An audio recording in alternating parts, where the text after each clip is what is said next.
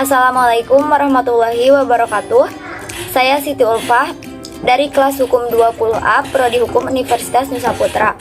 Pada kali ini saya akan mengemukakan hasil dari apa yang telah saya baca dari jurnal yang berjudul Denyut Nadi Amandemen Kelima Undang-Undang Dasar 1945 melalui pelibatan Mahkamah Konstitusi sebagai prinsip The Guardian of the Constitution, dikaitkan dengan adanya wacana amandemen kelima terhadap Undang-Undang Dasar 1945 yang belakangan mulai mengemuka kembali. Jika dikaitkan dengan adanya wacana amandemen kelima terhadap Undang-Undang Dasar 1945 yang belakangan ini mulai mengemuka kembali, saya sangat setuju dengan apa yang dibahas di dalam jurnal ini, di mana melibatkan Mahkamah Konstitusi dalam melakukan perubahan konstitusi. Karena memang perlu adanya instrumen baru yang dapat menjadi penyeimbang dalam melakukan perubahan konstitusi, sehingga perubahan konstitusi tidak hanya menjadi monopoli dari lembaga politik yang dalam hal ini adalah Majelis Permusyawaratan Rakyat Republik Indonesia. Hal ini untuk menjawab permasalahan yang mengatakan bahwa bagaimana mungkin konstitusi yang hakikatnya dihadirkan untuk membatasi kekuasaan dirubah oleh lembaga politik yang orientasinya memang adalah kekuasaan. Berangkat dari permasalahan ini, maka perlu dihadirkan lembaga penyeimbang dalam melakukan perubahan konstitusi. Dalam hal ini bahwa lembaga yang dapat menjadi salah satu pihak dalam melakukan perubahan konstitusi adalah Mahkamah Konstitusi. Undang-Undang Dasar memberikan kewenangan yang sangat besar kepada Mahkamah Konstitusi sebagai pengawal Undang-Undang Dasar. Terkait dengan 4 wewenang dan 1 kewajiban yang dimilikinya, konstitusi sebagai hukum tertinggi mengatur penyelenggaraan negara berdasarkan prinsip demokrasi.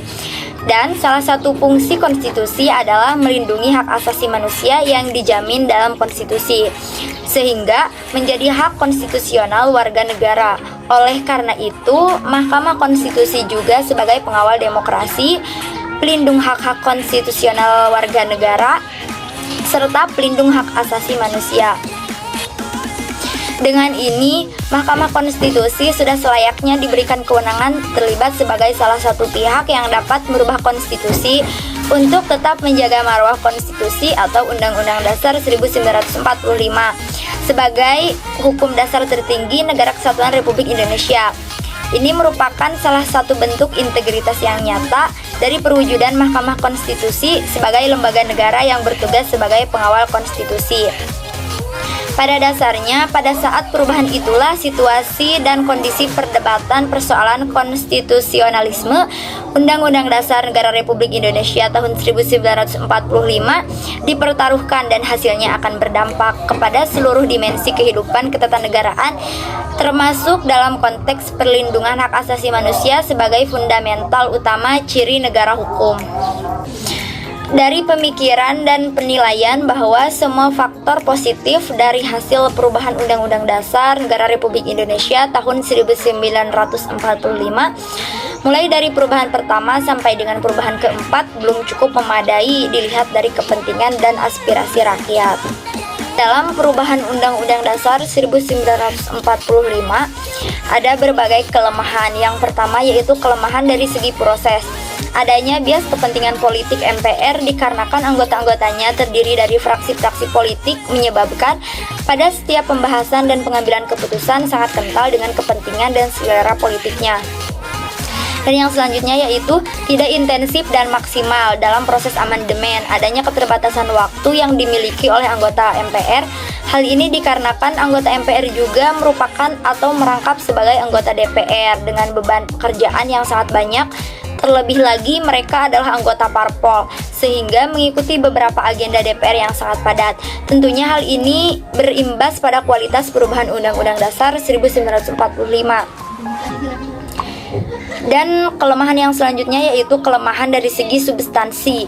Ketidakjelasan mengenai sistem lembaga perwakilan Indonesia di dalam Undang-Undang Dasar 1945, apakah unicameral, bicameral, atau tricameral.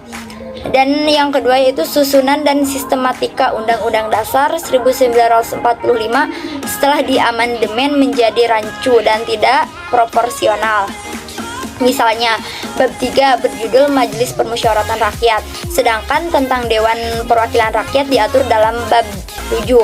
Dan untuk Dewan Perwakilan Daerah sebagai lembaga baru diciptakan bab baru, yaitu pada bab 7A. Padahal antara DPR, DPD, dan MPR itu sama-sama merupakan lembaga negara dalam ranah kekuasaan legislatif.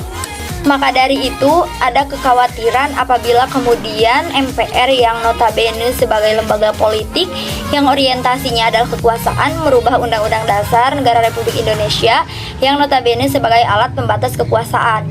Dengan berkaca dari hasil amandemen Undang-Undang Dasar Negara Republik Indonesia 1945 dari amandemen pertama sampai dengan amandemen keempat, banyak terdapat kompromi politik yang terjadi di antara elit politik yang melahirkan kehendak-kehendak baik yang bersifat politik yang kemudian diperdebatkan dan mengalami kristalisasi pada tingkat suprastruktur yang dalam hal ini adalah anggota MPR sebagai aktor politik yang kemudian outputnya adalah rumusan politik hukum yang terdapat dalam Undang-Undang Dasar 1945 saat ini.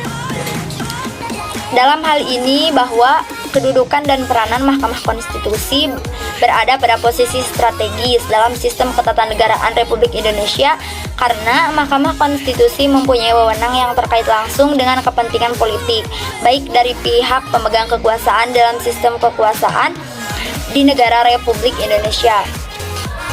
Mahkamah Konstitusi dibentuk untuk maksud mengawal dan menjaga agar konstitusi sebagai hukum tertinggi benar-benar dijalankan atau ditegakkan dalam penyelenggaraan kehidupan bernegara sesuai dengan prinsip-prinsip negara hukum modern. Karena hukumlah yang menjadi faktor penentu bagi keseluruhan dinamika kehidupan sosial, ekonomi, dan politik di suatu negara.